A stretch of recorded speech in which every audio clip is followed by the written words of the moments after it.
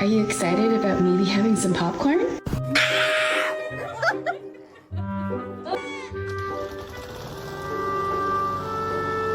What you doing, Smith? Oh, buddy.